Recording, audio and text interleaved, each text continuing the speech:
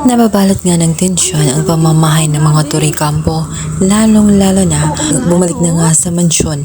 Ito nga si Edward at itong si Thea. At kahit na galit nga itong si Greg sa ginawa ng kanyang anak, halos hindi na kilalanin itong si Edward na anak at isang Torrecampo dahil nga sa nabigo itong si Edward. Subalit wala siyang magawa.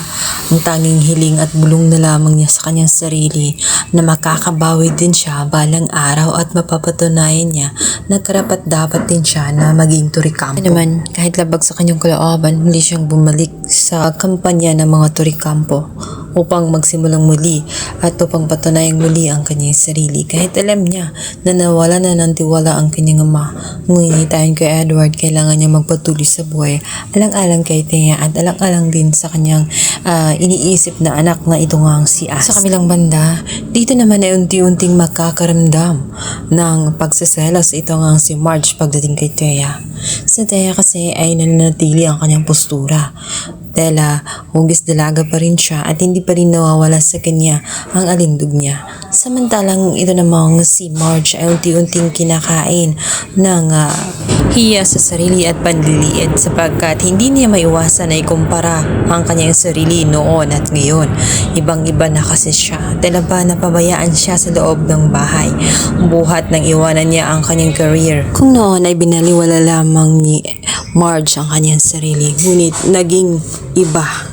Nagkaramdam siya ng kakaibang feelings matapos nga Tela ipakita nga nitong si Thea kung ano na nga ang itsura niya at ipaparamdam pa nga ng kanyang binan kung saan dito nga ay mapapansin kasi nitong si Marge.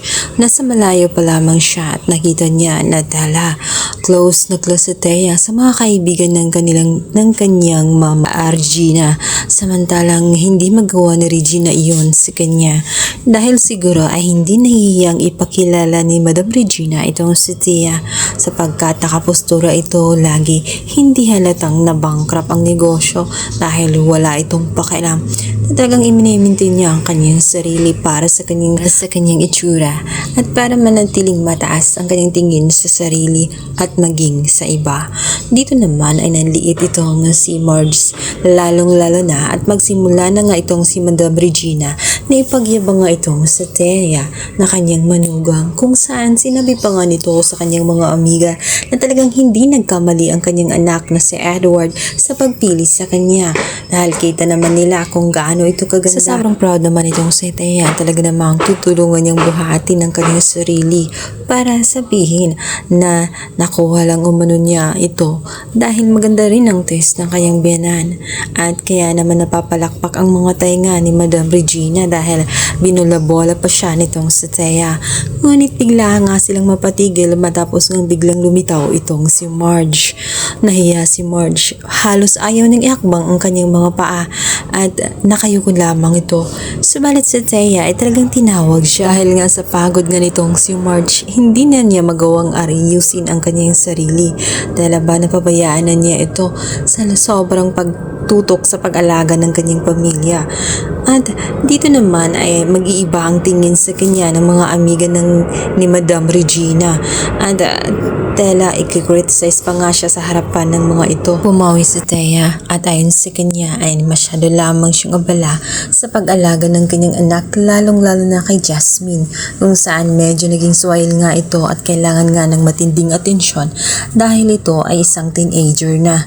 Subalit si Madam Regina, instead na ipagtanggol siya sa kanyang mga amiga ay hindi pa sekreto pa siyang pinabulungan kung saan nakaka-insulto ang mga salita.